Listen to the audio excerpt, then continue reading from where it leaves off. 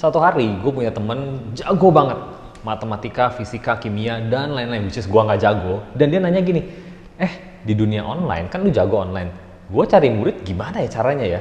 Kalau misalkan kamu pernah punya pertanyaan kayak gitu, pastikan nonton video ini sampai akhir karena gue akan kasih tahu caranya gimana cara lu monetize skill lu di social media.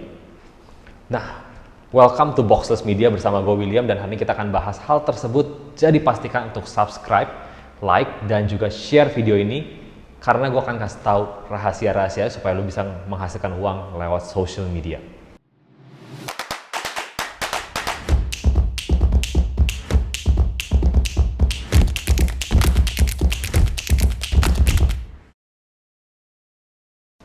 Nah, sebelum kita mulai, jadi temen gue yang tadi itu, dia itu kan jago banget matematika dan lain-lain, tapi entah kenapa ceritanya dia tuh bingung banget tentang dunia social media dan bagaimana cara memasarkan skillnya, service-nya, produknya ke dunia online.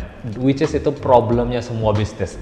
Gue udah pernah ketemuin bisnis-bisnis yang produknya bagus banget, sampai yang jelek banget, semua punya problem yang sama. Gimana sih cara gue memasarkan produk gue di dunia online? Skill, hal yang sama.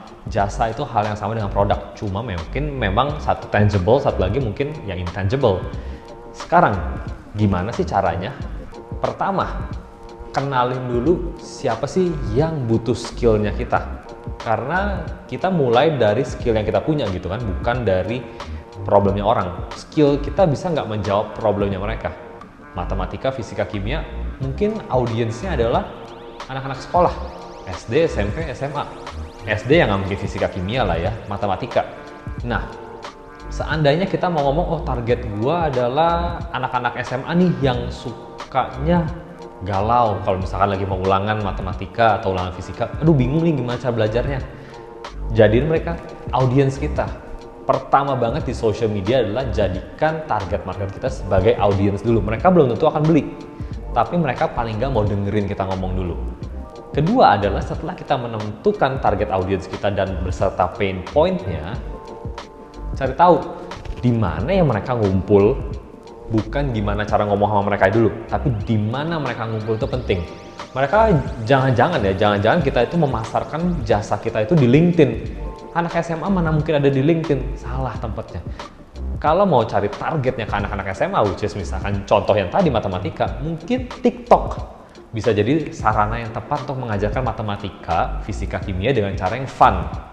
Ya misalkan aja contoh, kita punya, gue nggak terlalu mengerti matematika sih, cuman ini ngomong asal aja ya. Misalkan kita mau ngomongin tentang segitiga Pythagoras misalkan ya. Kita tinggal menjelaskannya dengan cara bagaimana TikTok dan anak-anak di TikTok menjelaskan. Karena gue pernah dengar juga kok guru-guru matematika di luar negeri banyak banget yang terkenal hanya karena mengajarkan di dunia pakai TikTok. Mereka ngajarin ke ratusan ribu orang. Bayangin, kita bisa ngajarin ratusan ribu anak-anak matematika. Oke, itu keren banget. Setelah kita udah menentukan di mana mereka ngumpul, yang ketiga kita perlu konsistensi untuk mengeluarkan konten-konten yang sesuai dengan problemnya mereka. Jangan-jangan kita bikin matematika kita rumit banget, levelnya anak-anak kuliah, padahal mereka butuhnya di sini doang. Oke? Itu pun salah. Kenapa? Karena nggak menjawab problemnya mereka, nggak menjawab pain point-nya mereka. Kalau target kita anak kuliah, ya kita ngomongin selevel kuliah. Target kita anak SD, anak SMP, selevelnya mereka. Konten yang tepat akan membawa kita kepada orang-orang yang tepat. Once itu salah, ya selama-lamanya akan salah, gitu ya. Yang keempat, bagaimana cara kita monetize-nya adalah mengerti perbedaannya antara audience, customer, dan juga user. Oke, kita mesti ngerti siapa yang beli produknya kita dan siapa yang pakai. Masa sih anak SMP, SMA mereka yang bayar? Kemungkinan yang bayar adalah orang tuanya. Yang kita mau lakukan simple. Kita mau grab perhatian dari anak-anaknya sampai anak-anaknya bilang gini, Mama, aku mau dong beli produknya dari si Bapak A. Loh, mamanya nanti nanya, loh Bapak A siapa? Itu guru matematika yang di TikTok. Keren. Nah, yang model-model kayak gitu. Jadi artinya apa? Pastikan kita kenal siapa audiens kita, user, dan juga customer. User itu belum tentu customer kita. Customer itu adalah orang yang membeli. Oke, user ya orang yang pakai doang gitu ya. Nah, kemudian pastikan kita sudah punya offeringnya. Oke, produk dan offer. Itu dua hal yang berbeda. Kita perlu produknya, kita perlu penawarannya. Jangan-jangan produk kita bagus tapi penawarannya jelek, nggak ngejual juga. Atau nggak punya dua-duanya, lebih problematik lagi. Kecuali kita mau jadi influencer lah, kita cuma mau jadi guru yang oh ya baiklah saya mau berbagi aja. Ya wes nggak apa-apa, tapi kalau kita mau monetize skill dan knowledge kita, pastikan kita punya produknya. Produknya apa bentuknya? Di dunia online hari ini macam-macam. Kita bisa memprodukkan, kita punya jasa. Misal, teman-teman yang jago tadi matematika dan lainnya, atau mungkin graphic design, bahkan kita udah ngebantuin financial consultant, which is insurance agent, untuk jual produknya mereka. Dengan cara apa? Membuat jasa kita jadi produk. Gimana caranya?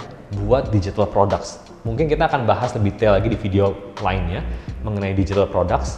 Tentang apa sih? Tentang gimana cara kita monetize e-books, webinars, online course, swipe files, dan berbagai macam digital products lainnya yang bisa teman-teman jual hanya dengan format MP3, MP4, JPEG, PNG, PDF, dan lain-lainnya. Jadi, flow-nya adalah gini, social media kita sebagai traffic buildernya yang bawa traffic masuk. Setelah mereka masuk dan mereka jadi fansnya kita, mereka mulai nikmatin konten-konten kita, barulah mereka berpikir gini, mulai consider, kira-kira si Bapak A bisa nggak sih jawab pertanyaan-pertanyaan matematika saya? Nah, kira-kira itu langkah-langkah yang bisa lo lakuin buat bisa cari klien di social media dan menjadikan diri kita sebagai seorang expert di dunia social media. Karena data LinkedIn bilang bahwa orang-orang beli jasa di social media setelah merasa si pembuat konten itu sebagai seorang expert. Jadi pastikan kita sebagai expert terlebih dahulu. Ya, so gue berharap video ini ngebantu lu orang yang lagi mau monetize skill dan knowledge lu di dunia social media. Kalau itu lu orangnya, pastikan likes video ini, thumbs up, oke? Di share juga ke teman-teman lainnya dan juga di subscribe yang paling penting channelnya, supaya nanti ketika kita punya video baru seputaran tentang branding, marketing, dan juga social media dan online business, lu orang tetap bisa dapetin konten-konten kita. Oke? So thank you so much dan kita ketemu lagi di video berikutnya.